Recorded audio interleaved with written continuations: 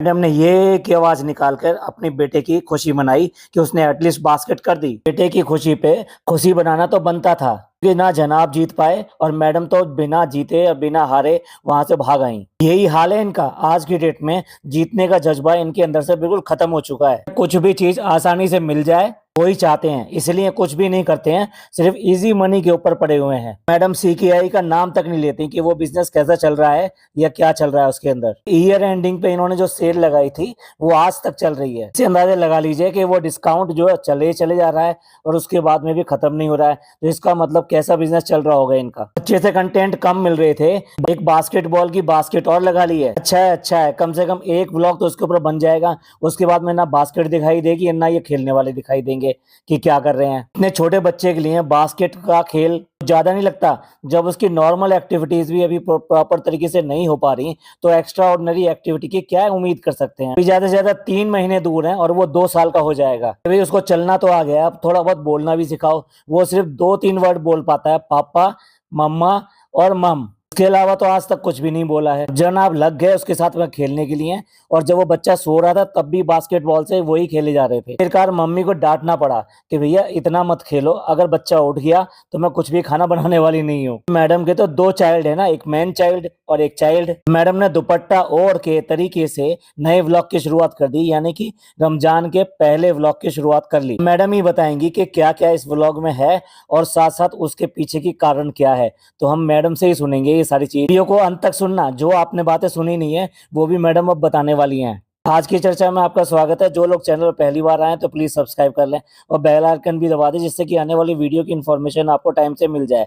आप हमारे Insta ID पे भी हिट कर सकते हैं, इंस्टा आईडी नीचे दी हुई है। देखिए फ्रेंड्स, रमजान का महीना शुरू हो चुका है। आपने मेरे सर पे दुपट्टा देख ही लिया है, आप समझ गए होंगे इतना बड़ा दुपट्टा और इस तरीके से समझ जाइए कि अब रमजान आ चुके हैं और इसी वजह से मैं सारी छुट्टियां लेकर सब कुछ खत्म करके वापस यहीं पर आ गई हूँ। मैंने सीकेआई को पीछे छोड़ दिया, मैंने एमसी यानी मास्टर शेफ को भी पीछे छोड़ दिया। क्या है ना फ्रेंड, ये वाला महीना हमारे लिए बहुत खास होता है। पूरे साल में हमारे से कुछ हो या ना हो, पर इस महीने में हम दोनों ही काम करके दिखाते हैं कि हम कितने ज्यादा मुस्लिम हैं, कितना अदब करते हैं। और हाँ, इससे इसके करने से हमें देखो कमाई भी बहुत सारी होती है, तो फिर हम क्यों ना करें। तो हम इसलिए वो सब कुछ छोड़ छाड़ के अब फिर दोबारा से इसी पर लग गए हैं। तो हम रमजान की तैयारी दिखाने से पहले आपको दिखाते हैं कि हमने इस साल डेकोर के लिए क्या क्या किया घर में। हम जैसे आलसी लोगों के लिए रमजान का एक कैलेंडर निकाला है अमेजोन ने, क्योंकि वो कैलेंडर जो है ना उसको में क्या है, रोज डेट बदलनी पड़ती है।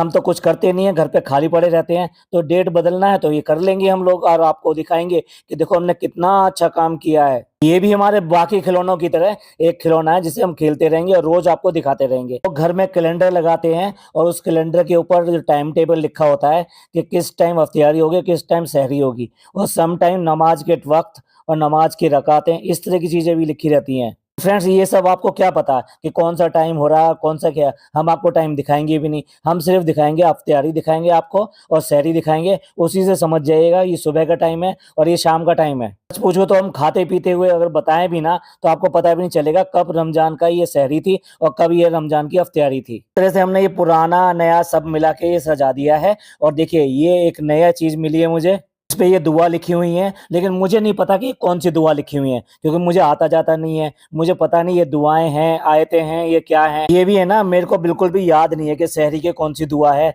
और अफ्तियार की कौन सी दुआ है। हमेशा कंफ्यूज हो जाती हूँ और पता नहीं चलता मुझे कब मैं कौन सी दुआ पढ़ जाऊं। इसलिए और भी हमने यहाँ पे लगा लिया है ये फ्रेंड्स, इसीलिए मैंने अपने पढ़ने के लिए इंग्लिश में लिया है। ये सारी चीजें हमारे डी दादा लेकर आए हैं, क्योंकि हमें तो पता नहीं है कि कौन सी चीज होती है, क्या होती है। तो इसलिए वो प्रॉफिट मार्केट गए और वहां पे जो उनको अच्छा लगा वो यहाँ पर ले आए और मैंने यहाँ पर डेकोरेट कर दिया। फ्रेंड्स, ये मेरा ही तो क्रिएशन है, ये मेरी ही तो क्रिएटिविटी है। क्या है, डी दादा तो सिर्फ लेकर आए हैं, लेकिन क्रिएटिविटी आइडिया तो मेरा है ना। ये सारी लाइट तो ऐसी लगी हुई हैं और ये मुझे पता नहीं है, कुछ पहले मंगवाई थी और कुछ अभी मंगवाई थी और इससे कोई फर्क भी नहीं पड़ता और आपको भी कोई फर्क नहीं पड़ता कि क्या क्या सजा लिया क्या क्या नहीं सजाया, क्योंकि सब लोग अपने अपने तरीके से करते हैं। पर हमारी तो आदत है ना हर चीज को दिखाने की, हर चीज को बताने की। जैसे आप जब व्लॉग देखते हैं ना, आप देखते नहीं होंगे ना, इसलिए हम बता बता के आपको बता रहे हैं कि हमने क्या क्या यहाँ पर किया है। आप हमारी मेहनत तो देखिए भाई, कितनी ज्यादा मेहनत लगती है माशाअल्लाह कहने में, सुभान अल्लाह कहने में।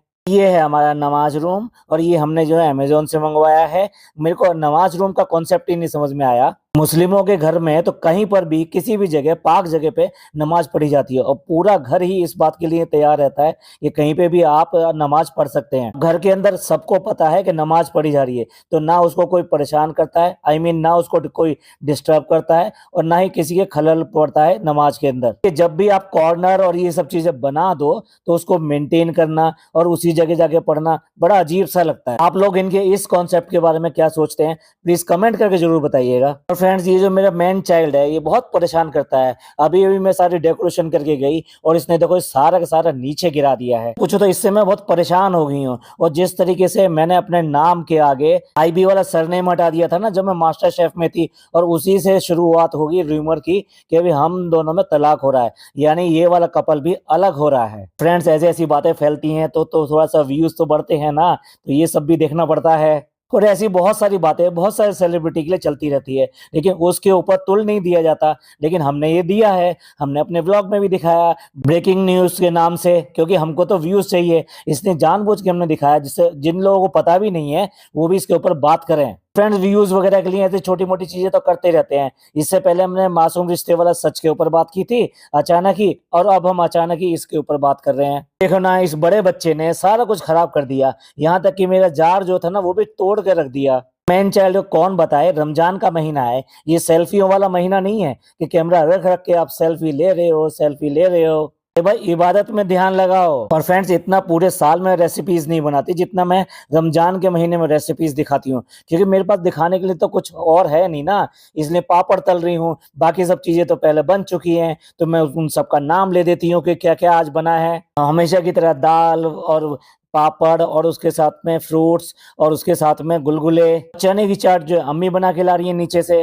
देखिए फ्रेंड्स, मैं खाना वाना तो कुछ बनाती नहीं हूँ, मैंने पापड़ तल दिए तो इसी से समझ लेना कि ये सारी चीजें मैंने बनाई हैं। अब मैं जो बातें करने के लिए बाहर आ जाती हूँ, क्योंकि अफ्तियारी का क्या टाइम है, मेरे को उसकी कोई फिक्र नहीं है। मुझे तो अपने बेटे से उसके पापा की शिकायत करनी है कि देखो बेटा, आज तुम्हारे पापा ने क्या कर दिया, तुम्हारे पापा ने सारा सामान गिरा दिया और सब टूटू हो गया।